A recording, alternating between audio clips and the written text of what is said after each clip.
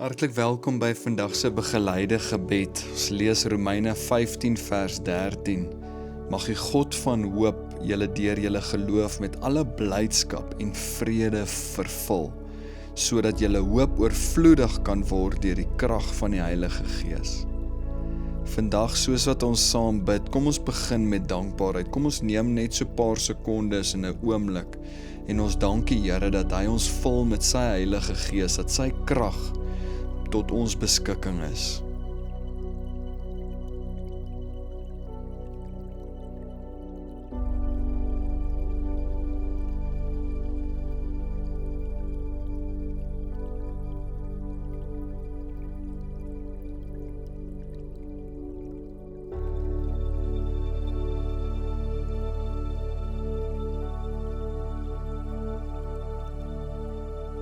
In watter area in jou lewe voel jy tans leeg en gedreineerd? Ja, ons glo natuurlik dat die Here kom vul ons met sy vrede en sy vreugde en sy hoop, maar daar's definitief oomblikke in my lewe wat ek voel ek is leeg en te neergedruk en gedreineerd. Ek voel so.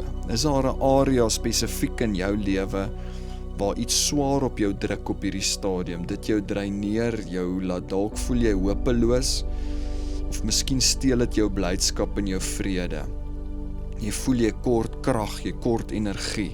Jy het iets nodig van die Here. So kom ons neem nou 'n oomblik en gee dit wat jou dreineer vir die Here oor. Gee dit nou oor.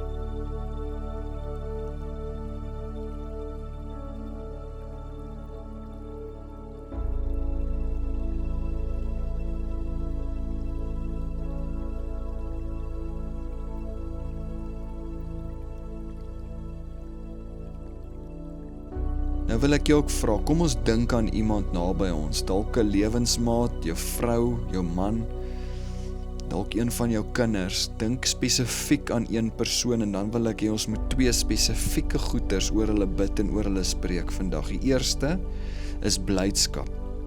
Mag die God van hoop hulle vul vandag met blydskap. En tweedens, vrede.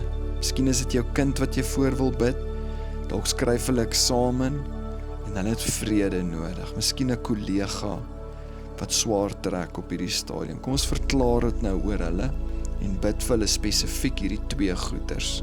Mag die Here hulle vul met vrede en met blydskap.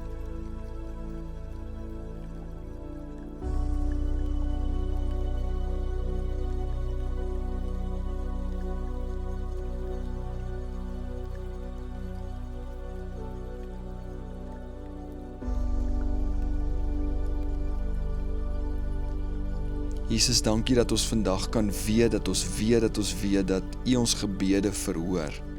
Dankie Here dat in hierdie oomblik kom vul U ons en maak U ons vol met goeie dinge.